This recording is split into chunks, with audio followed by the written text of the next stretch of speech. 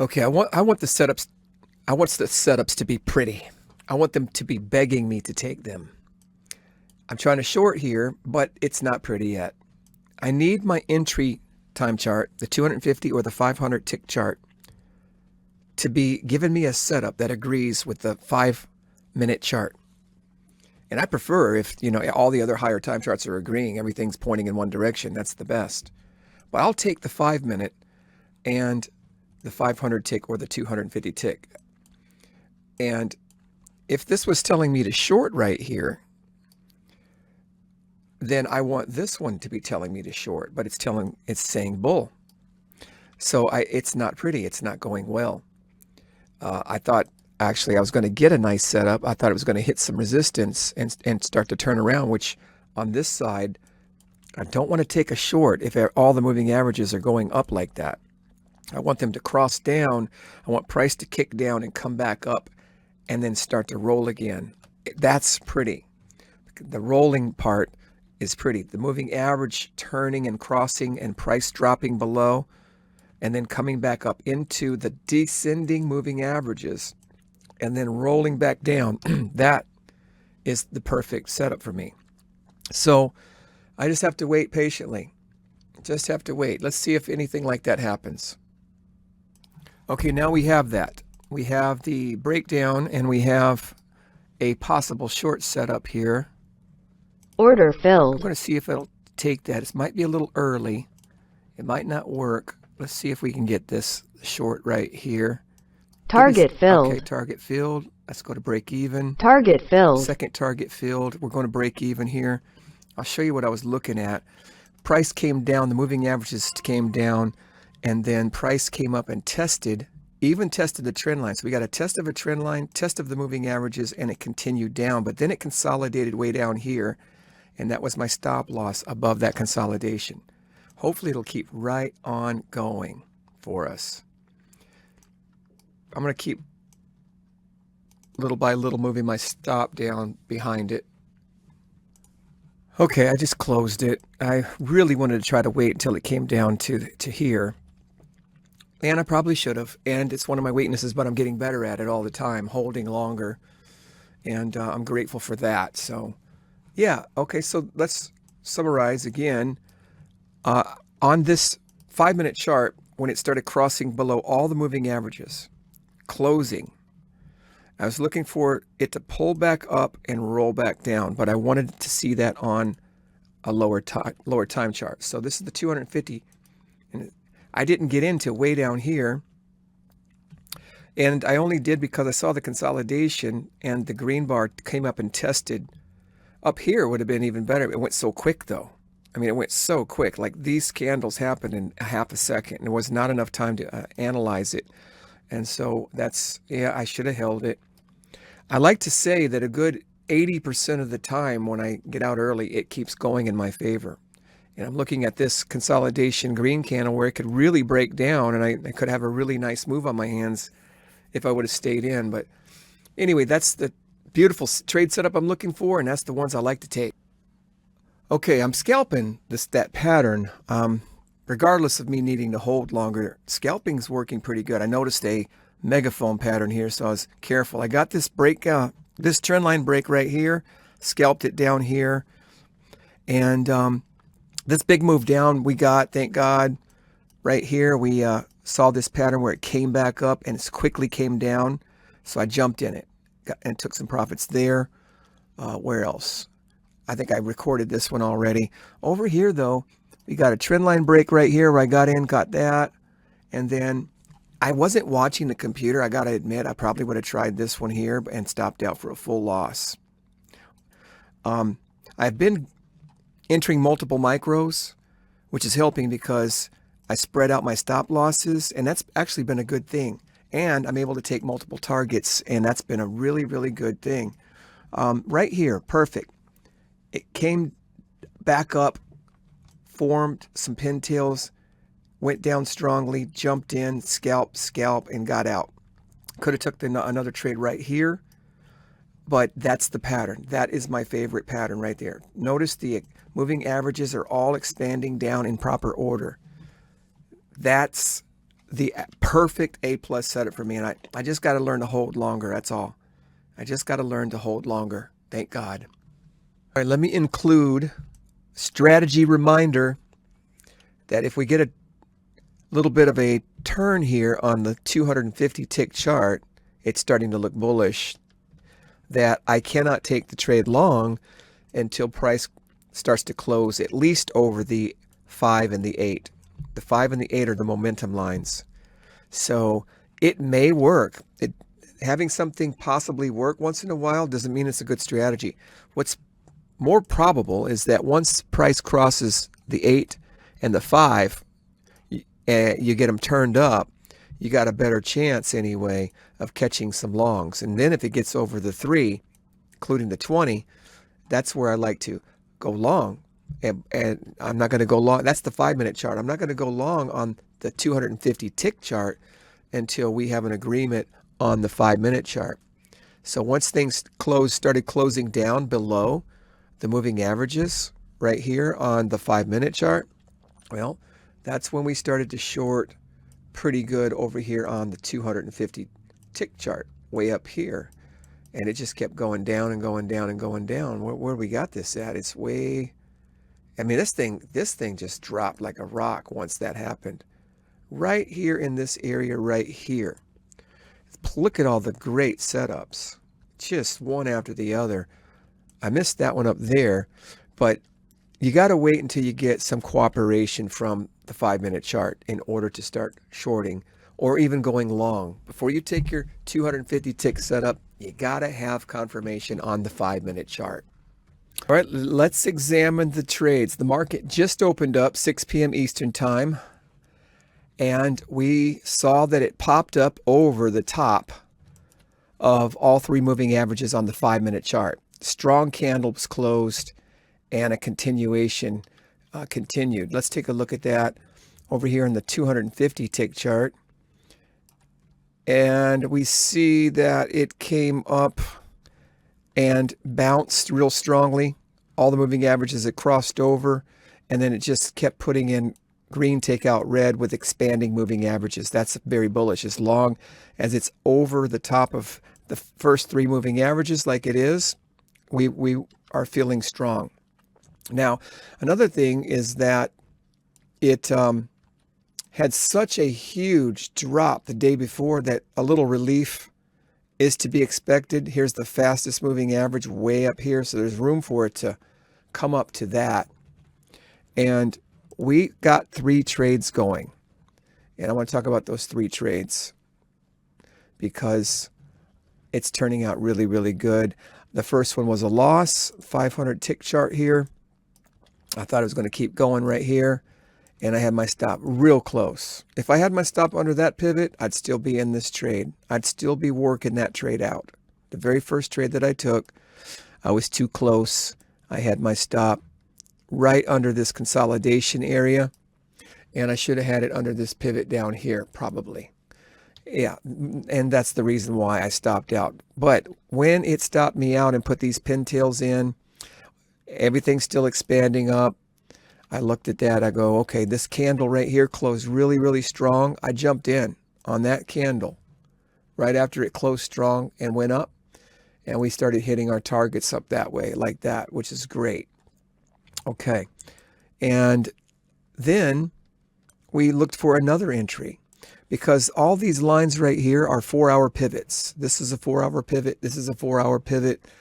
And we're looking for trading in that area. So when it had gone down below that pivot, that purple pivot level, came back up and broke the trend line, right? Started coming down on a red bar. I wanted to get in on the test of that moving average, that test of that trend line. The test that it broke the trend line, came back to test it. I wanted to get in on that test.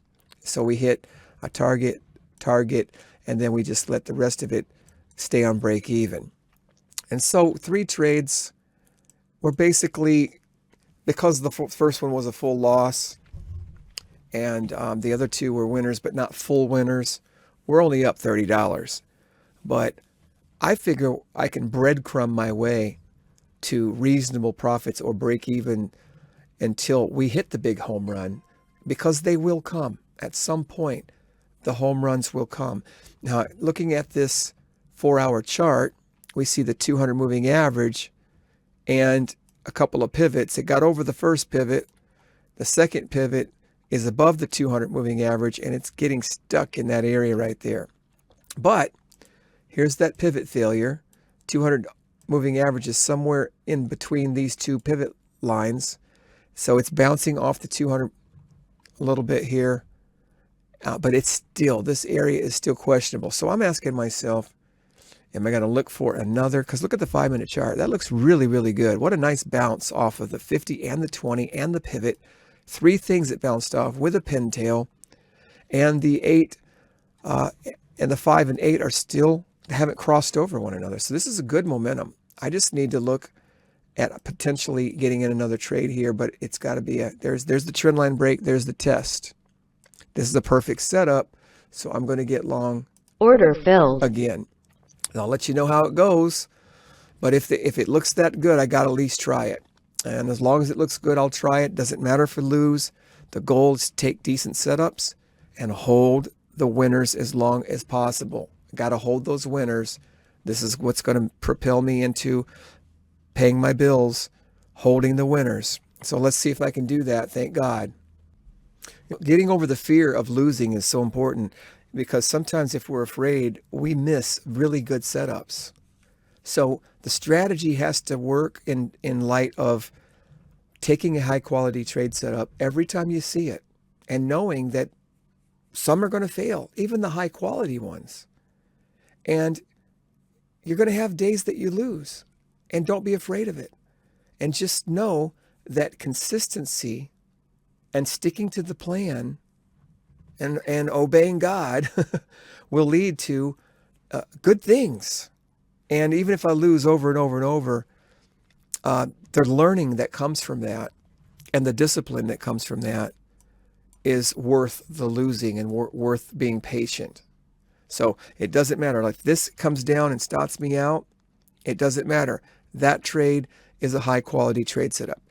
I would have to reevaluate, why should I have not taken that trade?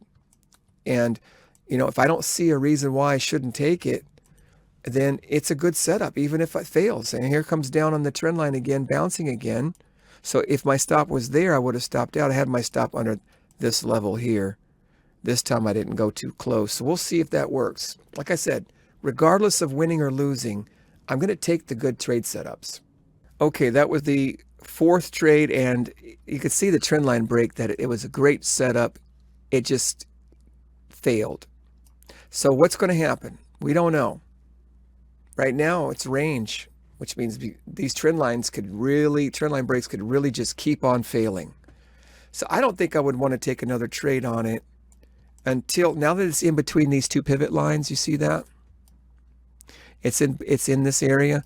I wouldn't want to take another trade until I get a really good setup higher above that, targeting this area up here. There's another pivot line and another moving average up there, and that's the 5-minute chart. And it's going to have to prove to me it wants to stay above this pivot line on the 4-hour chart as well. Let's take a look at the hour chart here and see 60-minute chart. Yep, it's going to have to prove to me that it wants to stay above that pivot line. And because it could easily roll this way. If it rolls back down, we're going to go short. Here we go. This thing could easily come down and short, right? It could continue with the day chart downtrend that we have on the day chart. You see this downtrend? It could easily turn into a red day and keep right on going. So it could stay right here where it is too. It could end up being a day that just stays right here all day long, chopping around into ranges and sweeping different levels, and just being a real chop day, which is something I'm not really prepared to trade right now, because I'm looking for a trend.